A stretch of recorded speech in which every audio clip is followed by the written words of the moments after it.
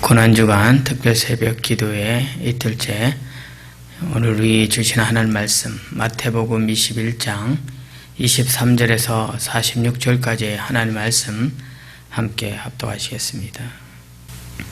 함께 읽은 말씀으로 예루살렘에 입성하신 예수님의 이틀째 행적의 말씀을 하나님의 은혜로 받도록 하겠습니다.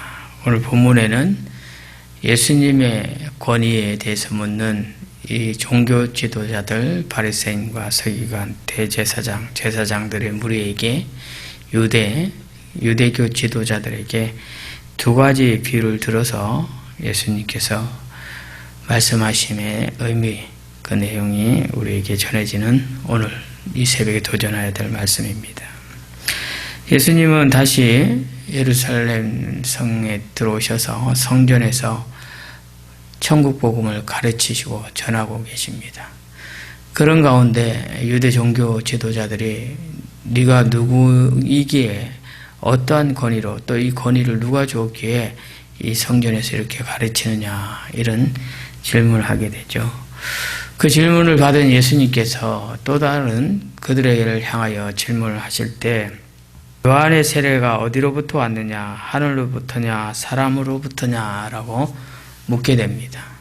이 물음에 대해서 이 무리들은, 유대교 지도자들은 아무런 대답을 하지 못하고 모르겠다라고 합니다. 왠고하니 이 세례 요한에 대해서 하늘로부터 왔다 하면은 세례 요한이 하나님이 보내신 자인 줄로 믿게 되는 것이고, 또한 그렇지 않다라고 하면은 이 세례 요한을 선지자로 따르는 백성들의 원망과 또 무리들의 일단 소란이 있을 것 같아서 본문에 보면 백성이 무섭다 하여 이렇게 표현하고 있는데, 이로 인해서 그냥 모른다라고 대답을 했습니다. 그래서 예수님께서도 그렇다면 나도 내게 주어진 이 권위가 어디서 왔는지 굳이 말할 필요가 없다라고 말합니다. 여기서 우리가 일찍이 예수님께서 왜 세례 요한의 이야기를 했느냐라는 것에 대해서 생각해 봐야 되는데, 일찍이 말라기 4장 5절의 말씀에 보면은 보라, 여호와의 크고 두려운 날이 이르기 전에 내가 선지자 엘리야를 너에게 보내리니, 이 선지자 엘리야가 바로 광야에서 외치는 소리며 주님 오시는 길을 예비하는 그 세례 요한을 두고 예언하였던 말씀입니다. 그런데 마태복음 11장 14절에 보면 만일 너희가 즐겨 받을진대 오리라 한 이 엘리야가 곧 이 사람이라, 즉 세례 요한을 두고 말하는데, 세례 요한에 대해서 유대교 지도자들은 받아들이지 않았다라는 것입니다. 그래서 주님은 세례 요한이 엘리야의 심령과 능력을 가지고 온 사람이라고 증거하는데, 이 세례 요한에 대해서도 믿지 않고 받아들이지 않을 이 자들에게 내가 하늘에서 온 하나님의 아들이고 내가 너희들이 기다리는 메시아 그리스도다라고 말한들 믿겠냐라는 마음에 굳이 말씀하지 아니하시고 오히려 두 가지 비유를 들어 말씀하시는데, 그 첫 번째 비유가 두 아들에 관한 비유이고 두 번째 비유가 포도원 농부에 관한 비유입니다. 첫 번째 이 비유에 관해서 간략하게 말씀을 드리면, 두 아들이 있었습니다. 그의 아버지가 먼저 큰 아들에게 가서 일을 하라, 밭에 가서 일을 하라고 했더니 네 하겠습니다라고 대답했지만 실상 일하지 아니었다. 그러나 둘째 아들은 일하라고 하였더니 안 가겠다고 싫다고 얘기를 했지만 오늘 본문에 보면 니우처 이렇게 표현하고 있습니다. 이 니우처라는 표현은 회개하고 돌이켜, 잘못을 깨닫고 돌이켜, 이 돌이켰다라는 것은 우리가 말하는 회개의 의미와 같은 뜻이죠. 그래서 둘째 아들은 자기의 잘못을 깨닫고 돌이켜서 아버지의 명대로 순종하여 가서 일을 하였다라는 것입니다. 이때 예수님께서 그들에게 묻습니다. 그들 중 누가 아버지의 뜻대로 하였느냐 이렇게 물으니 그들이 대답한 것은 둘째 아들이니다 라고 말합니다. 그래서 예수께서 그들에게 이르되 내가 진실로 너에게 이르노니 세리들과 창녀들이 너희보다 먼저 하나님 나라에 들어갈 것이다. 라고 말씀하시면서 이 세리와 창녀가 오히려 세례 요한, 그 주님의 길을 예비하는 그 길에 예비된 엘리야로 온 세례 요한을 믿었다라는 것이죠. 그래서 32절에 보면은 요한이 의의 도로 너희에게 왔거늘 너희는 그를 믿지 아니하였으되 세리와 창녀는 믿었으며 너희는 이것을 보고도 끝내 뉘우쳐 믿지 아니하였도다. 무엇을 두고 얘기하느냐면 유대교 지도자들, 유대교인들을 두고 예수님께서 그토록 너희들이 메시아를 기다린다고 하지만 정작 하나님이 보내신 사람들을 믿지 아니했을 뿐 아니라 또 믿겠노라, 하나님을 믿노라 라고 말했지만 사실상은 그 믿음에 대해서 순종하지 아니했다. 그러나 참 보잘것없고 너희들이 죄인 취급하는 그런 세리와 창기는 오히려 세례 요한을 믿었을 뿐 아니라 세례 요한을 통해서 오실 메시아에 대해서 믿음으로 받았다라는 것입니다. 여기서 우리가 깨달아야 될 것은 실상 믿는다라고 사람들이 많이 말합니다. 교회 나오면 다 믿는 줄 압니다. 그러나 오늘 본문에 나와 있는 이 유대교 지도자들과 유대교인들처럼 말로는 하나님을 믿고 하나님이 제일이고 그들이 정말 하나님을 위해서 무엇이든지 하겠노라라고 하지만 실제 참된 예수 그리스도 그가 하나님이신 줄도 못 알아볼 뿐 아니라 오히려 또 배척하고 받아들이지 않는 이런 모습처럼 교회는 나오지만 내 주관대로 내 상식대로 믿는 믿음을 가지고 참 믿음인 줄 알고 하나님의 말씀에 순종하지 않고 예수님의 삶을 따르지 않는 그런 무늬만 교인이들이 너무나도 많다. 예수님의 고난, 십자가 고난을 생각할 때 우리가 다시 한번 나는 주님을 따르는 참된 믿음의 사람인가를 돌이켜볼 수 있는 오늘 이 새벽 될 수 있기를 바랍니다.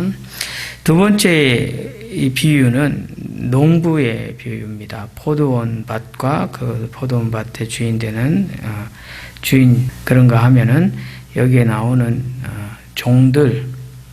종들은 하나님께서 열매를 거둬야 드릴 이 일꾼, 품삯을 받을 일꾼들, 즉 하나님의 백성들, 그들에게 보낸 선지자들을 두고 말합니다.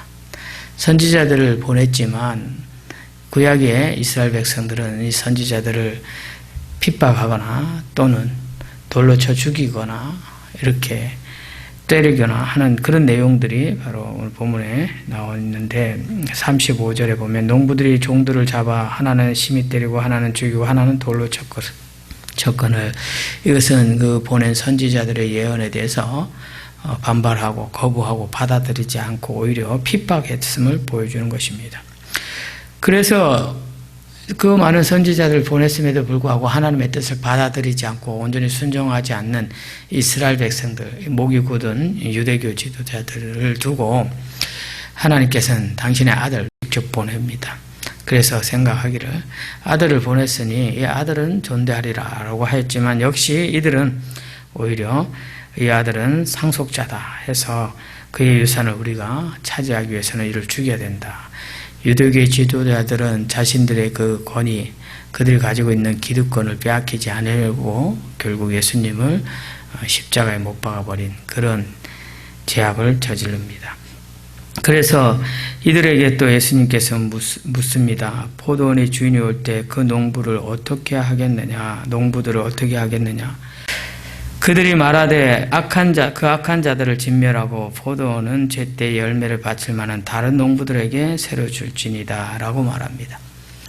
하나님의 뜻을 온전히 받아들이지 않으냐는 그들은 하나님의 천국잔치에 참여할 자격이 없는 자들입니다.